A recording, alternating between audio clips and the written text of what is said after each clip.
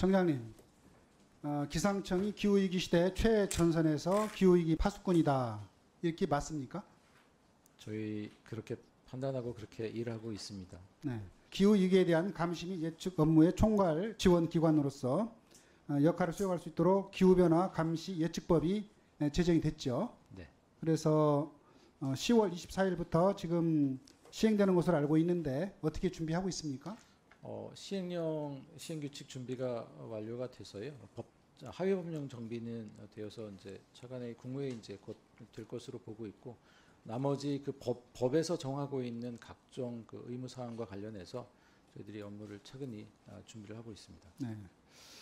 그런데 이 기후변화 감시법에 따라서 기상청이 기후변화 시나리오를 예측하고 또 국가나 지자체는 기후위기 대응 정책에 이 시나리오를 적극적으로 충분히 있게 활용을 해야 되는데 이 법 시행을 앞두고 우려되는 점이 있어서 좀 몇 가지 말씀드리려고 합니다.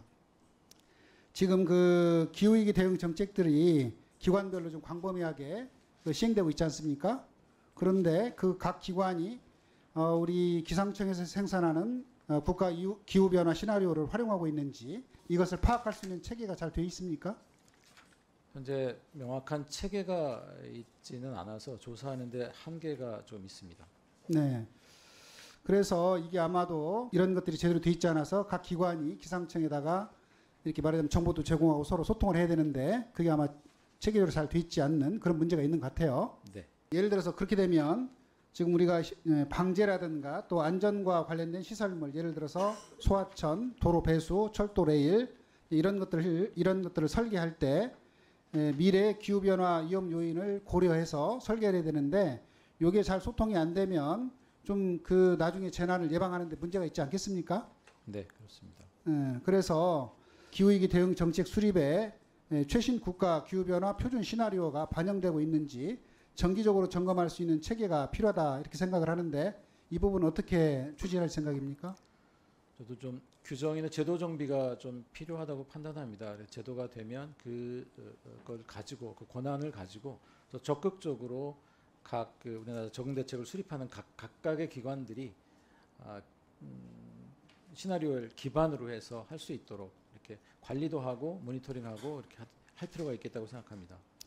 지난 2020년에 비가 폭우가 내려서 당시에 용담댐, 그다음에 섬진강댐 여러 국가 주요 하천에 그 댐들이 크게 그 긴급 방류가 되는 바람에 엄청난 그 수해를 입었던 거 기억하십니까? 네, 기억하고 있습니다. 그리고 또 그게 국가 하천에 또 범람하는 것도 있고 해서 이 기후 예측 결과가 대단히 중요하고 그걸 계기로 해서 당시 그 국가 하천에 대한 설계 빈도 이런 것들을 재검토하는 계기가 됐다고 보는데 그게 이제 효율적으로 되려면 이런 그 기후 변화에 대한 표준 시나리오가 제대로 만들어지고 제대로 국가기관과 소통할 필요가 있다. 인정하시죠? 네, 그렇습니다. 그래서 이 문제에 관해서 주무부처가 기상청이니까 그 제대로 좀 만들어서 어떻게 제도를 개선해야 될지 그거 좀 정확히 국회에 좀 보고를 해주시고 또 국회에서도 그것이 제대로 될 수 있도록 여러 가지로 좀 지원을 하는 게 필요하다고 생각을 합니다.